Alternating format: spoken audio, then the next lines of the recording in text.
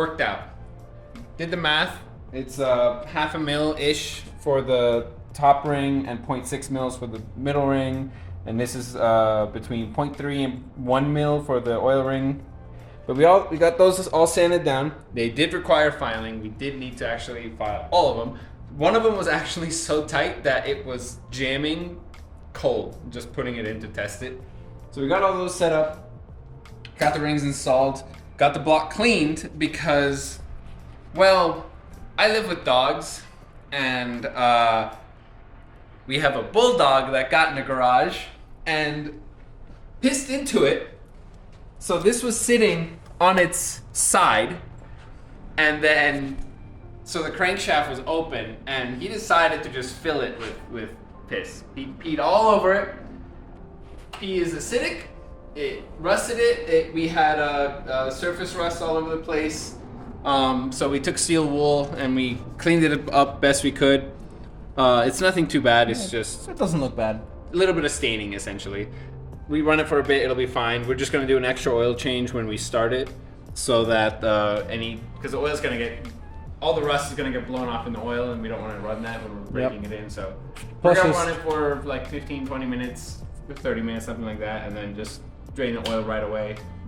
Yeah, just plus debris from just assembling the motor. You know, we're not in a clean lab environment, obviously, so there's going to be some debris that enters the motor and then just gets into the oil. So many oil changes when we first start the motor and get it idling, just to flush out the debris, make sure we don't clog the pickup. We're going to drop the pan as well, reseal it a few times after running, just to make sure that pickup is nice and clean.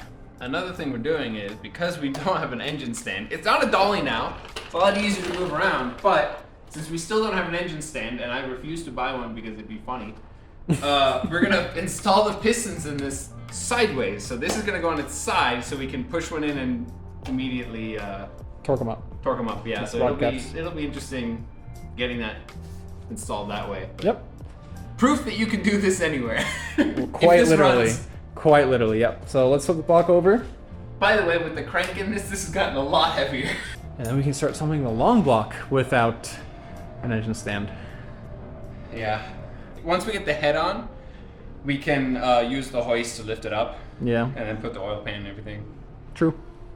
And then we can do timing in the air, because it's gonna be Difficult. It's gonna be heavy with everything in it. Yes, it will.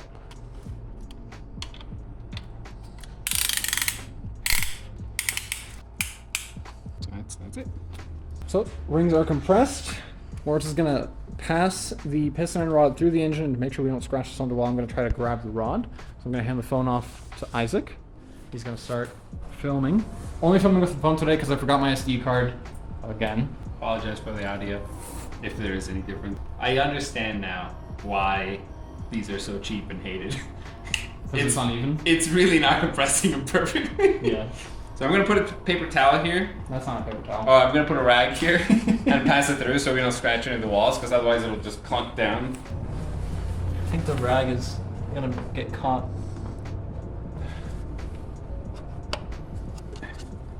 Ooh. Let me see if we can take this. Flange or something? Right. Oh!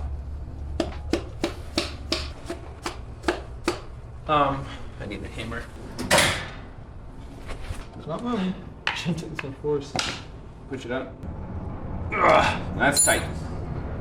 Okay, I'm ready? Yep. It's coming. Here we go. Oh, it's backwards. I'm just kidding.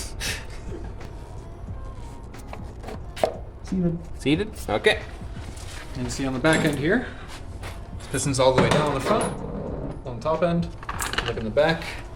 You see the piston has now, or the rod has now come down to the crankshaft here. And the bearing has already been pre-installed on there, so it's already seated.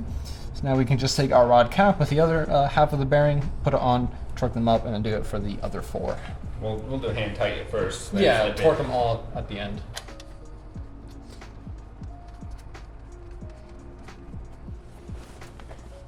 First. This one shouldn't have to go as far because the rod's 180 or the crank is. Yeah, but for the, you might have to for the, ooh, hold on. You might have to for the, there you go. you go. No.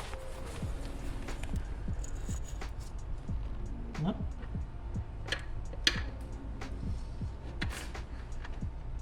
Push.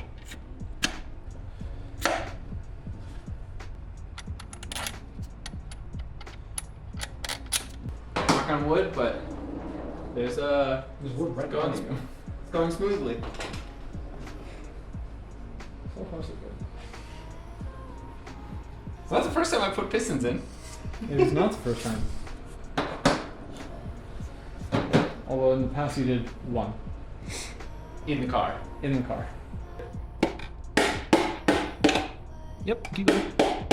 Stop. Ooh, oh. Good way.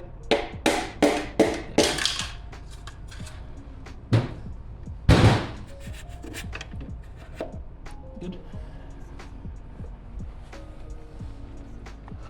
Start the fourth in. Over here. These always confuse me because I'm so used to being every other one is up and every other one is down. No. These are 2 down, 2 up. Yeah, if I put this backwards, you can see right away. See, there's a gap right there. I don't know if you can see that. It's not lining up. And then if I move it this way, the correct way, bloop, no gap. They're also different shapes. Yeah, they're cracked. So they only go on one way. One more.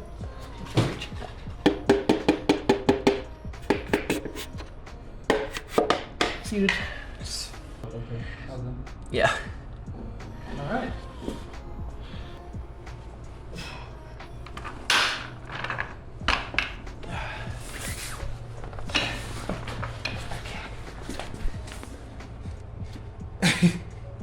I wouldn't spin them much. Just get them kind of even where you can torque them. Well, it should spin fairly freely. Yeah, it's right there. Yeah. Okay. So.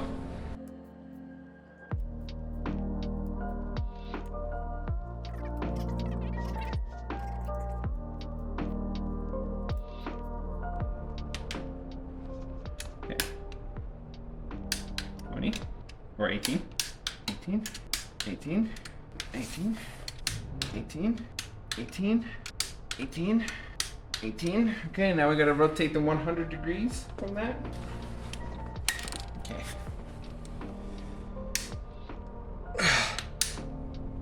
90.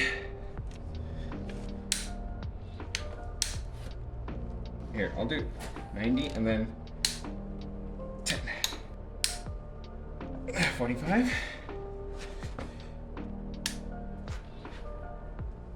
90. 10. 90, 10. 90, 10. 90, 10. This is real accurate, just so you know. 90, 10. 90, 10.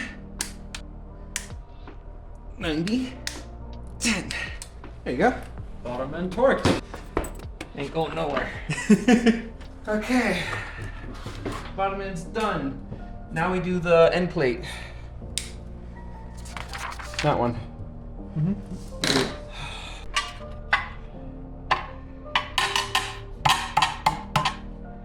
Done. Alright, that's what's next.